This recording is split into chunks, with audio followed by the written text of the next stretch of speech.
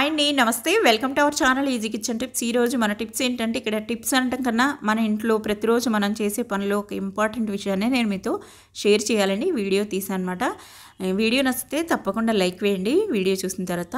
ఇంకా ఏంటంటే ఇక్కడ విషయం, ఇక్కడ ప్లాస్టిక్ చాపింగ్ బోర్డ్సే మనం ఎక్కువ మంది వాడతాం కదా ఇళ్లలో. వాళ్ళల్లో నేను కూడా ఒకదాన్నే మొన్నటి వరకు. ఇప్పుడు నేను వుడెన్వి వాడుతున్నాను, అయినా కూడా వాటిలో ఉండే ప్రాబ్లమ్స్ కూడా నేను మీకు షేర్ చేస్తాను. ఇంకా ఏంటంటే ఇక్కడ ప్లాస్టిక్ దానిపైన మనం వెజిటబుల్స్ ఫ్రూట్స్ కట్ చేసినప్పుడు ప్లాస్టిక్ అంతా స్క్రాచెస్ లాగా పడి ఇలా చిన్న చిన్నగా ప్లాస్టిక్ కట్ అయిపోయి ఆ మైక్రో ప్లాస్టిక్ అంతా వంటల్లో కలిసిపోతుంది. అంటే ఇక్కడ మనం ఆలోచించాల్సింది, మన ఇంట్లో ఉండే చంటి పిల్లల దగ్గర నుంచి మొత్తం ఫ్యామిలీ మెంబర్స్ అందరికీ కూడా మన చేతితో మనమే ప్లాస్టిక్ని వంటల్లో కలిపేసి వడ్డించేస్తున్నట్టు లెక్క. అవునా కదా, ఆలోచించండి. ఇంకా నెక్స్ట్ ఏంటంటే, ఇక్కడ మనకి వుడెన్ చాపింగ్ బోర్డు చాలా వరకు బెస్టే, కానీ దాంట్లో ఉండే ప్రాబ్లం కూడా చెప్తాను. ఇక్కడ కొన్ని వుడెన్ చాపింగ్ బోర్డ్స్ ఇలాగ పగిళ్ళు వచ్చేస్తాయి, పగిలిపోతాయి అనమాట. పగుళ్ళు వస్తాయి. ఆ పగుళ్ళలోకి మనం ఏమైనా కట్ చేసినప్పుడు ఆ ఫుడ్ పార్టికల్స్ అంతా దాంట్లోకి ఇరుక్కొని అక్కడ మళ్ళీ అదే లోపల కుళ్ళిపోయి అదంతా బ్యాక్టీరియా పట్టేసి మళ్ళీ నెక్స్ట్ ఏదైనా కట్ చేసినప్పుడు వాటికి అంటుకుంటూ ఉంటాయి. కాబట్టి అది కూడా హైజీనిక్ కాదు. కాబట్టి నేను ఒకటి కొన్నానమాట, అమెజాన్లో తీసుకున్నాను.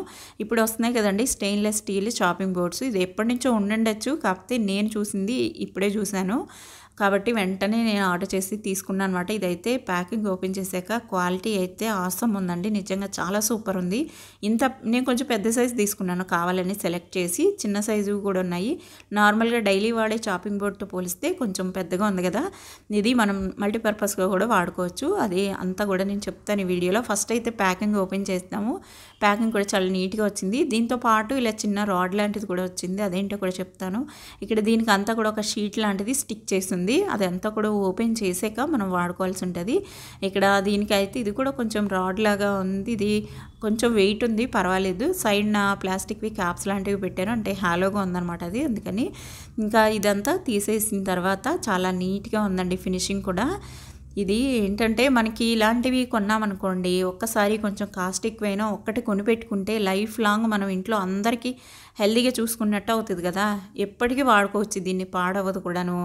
ఇంకా ఏంటంటే, ఇక్కడ తీసుకున్న ఐటమ్ కొద్దిగా డ్యామేజ్ అయింది, నాకు వంపుగా వచ్చింది. అది వంకర పోయినట్టు అయింది ట్రాన్సిట్లో కాబోలు.